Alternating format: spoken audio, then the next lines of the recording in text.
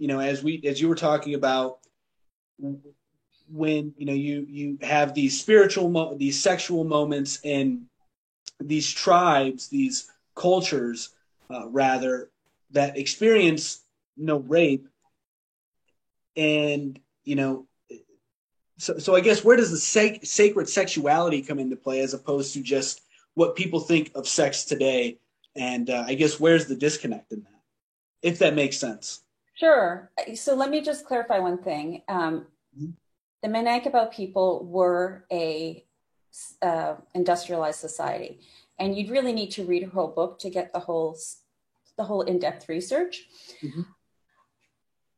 There's many aspects to it. One, let me just say, one aspect is the creation myth of the culture.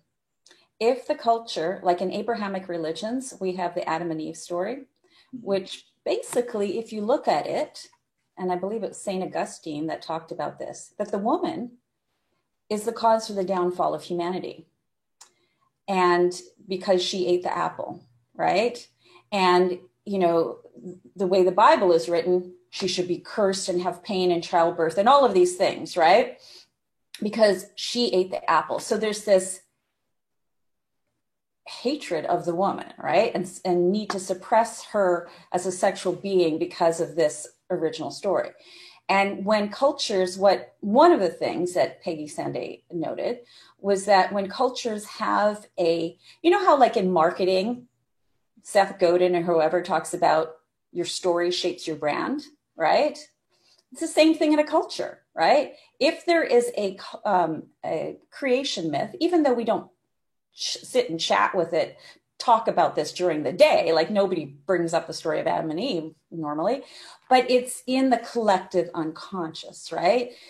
And when there is this woman causing the problem, right, then there's the justification for all sorts of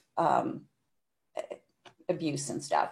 But what she found was that unconscious justification. What she found is that different cultures that she identified in her book, that had a creation myth, like everyone grew up to believe that this woman and this man, for instance, in one of the cultures, I can't remember the name of it, the woman and the man just emerged out of this volcano, and that's how civilization started. Like they have their own like little stories that they oral tradition that they tell all their kids, and everyone grows up to believe, oh, man and woman started, they popped up, and it wasn't like the woman did anything, or God was mad at them. It was like, it was, everything was equal and fine and harmony. And when there is that shaping of the original creation myth at the beginning, it sets a different foundation. That's just one aspect. Another aspect is that in these cultures, Minangkabau, they were industrialized, but a lot of the other ones, for instance, Renee Eisler talks about in her book, Chalice and the Blade, and other researchers have talked about as well, is there was a reliance on nature. So our agrarian societies, and there wasn't the capacity to store food. Once we could store food, then there was a warring for that surplus, right? But before we had that surplus to war about, and we were just living off of the land, then there was the realization that a woman's body, with the flow of blood and mirroring the cycles of the moon, and the birthing of new life, and just various reasons, they saw the woman as having an integral harmony with nature. And nature was, if you piss off nature, you're not going to eat, right? So there was a sense of, we have to honor the female, we have to honor the female sexuality, because that brings us in harmony with nature, and we're completely reliant on nature. And there's lots of cultures at those times where there was open celebration of sexuality. This Hieros Gamos, sacred sexuality ritual, was practiced to access a higher state. The Eleusinian mysteries, I believe the inner mystery of the Eleusinian mysteries, there is indication that that was sex. They used psychedelics as some of it, but that it was actually sex. And what was known in the Eleusinian mysteries was that it's the most without going to those initiation rites, it was talked about life is not worth living, right? I mean, it was a transformational event. So there is long history of sex and spirituality and the femininity being intricately connected. So that's that. But your other part of the question was about, could you restate it again? Yeah. So basically, I guess what's the difference between like what is sacred sexuality is the essence of what I was trying to get at with that question. Because you mentioned, like in those cultures where there was no rape, there would be public sexual acts as well. Today, we would not see that as sacred. We would see that as inappropriate, and some may even say demonic. Right. So let's put aside the public aspect of it. Let's just talk about the whole framing of it, because a lot of the parallel here is with plant medicines and with psychedelics. And why do I say that?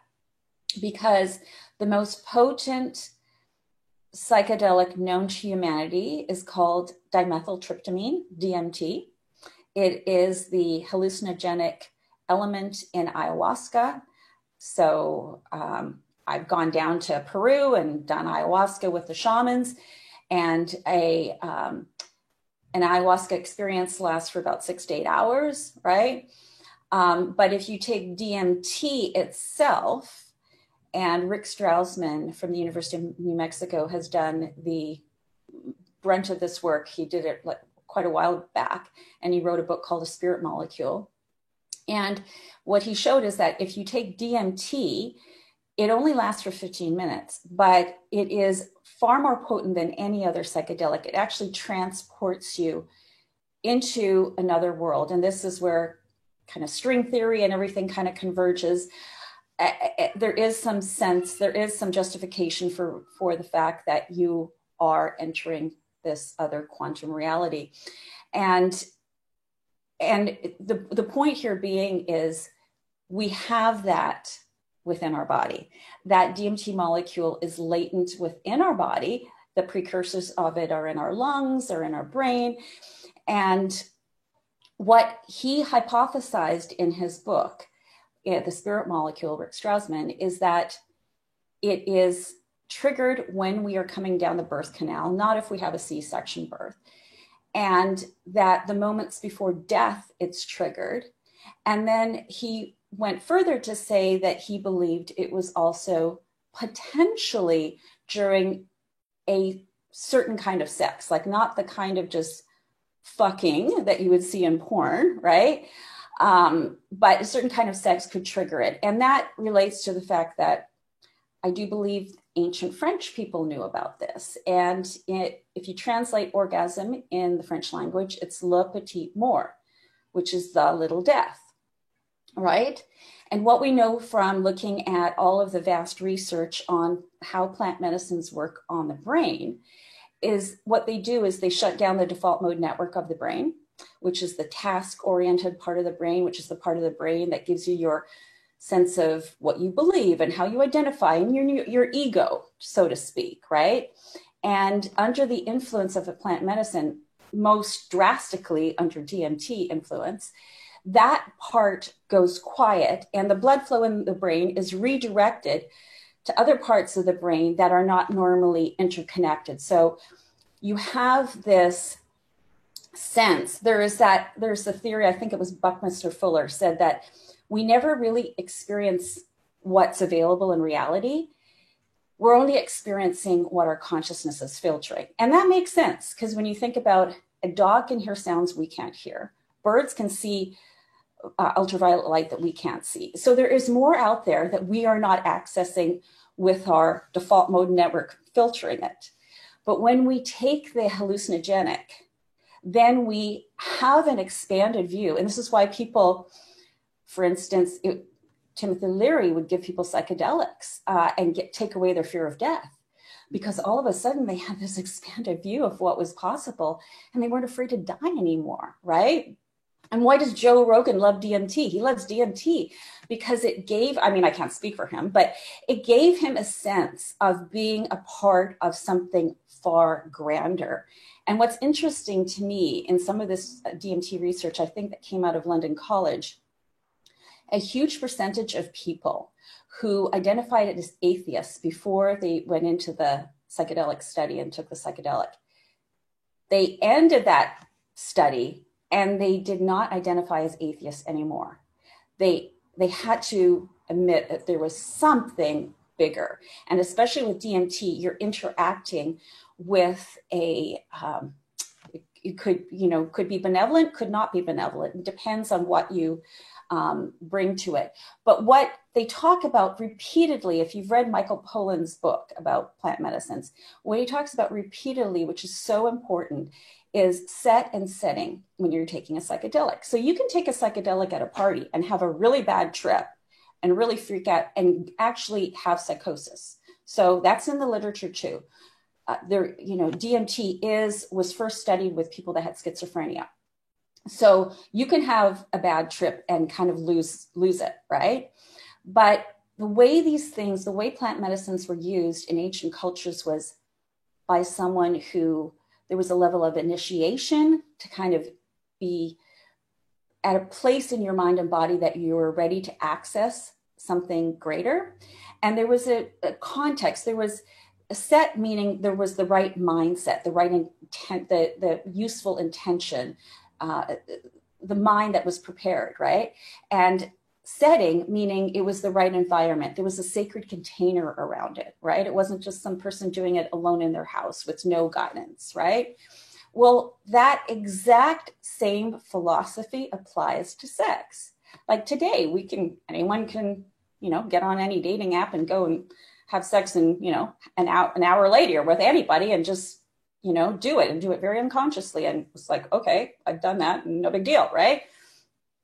But you can learn about the capability that is latent within you, and you can approach it from a way that they almost parallel to how you approach a psychedelic in a sacred way, and apply this concept of mindset set and context setting.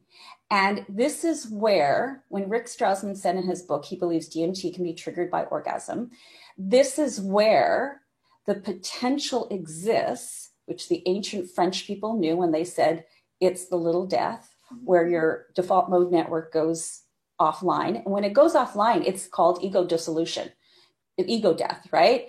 And you feel like you are part of one with everything. You have this absolute lived spiritual experience, mystical experience. That is available through sex. And that is, from everything that I have looked at, put together, experienced, worked with women, I believe that the female body is particularly designed to access that altered state, and she can transfer that to her male partner during intercourse by certain practices too. And there's science behind that as well. Yeah, the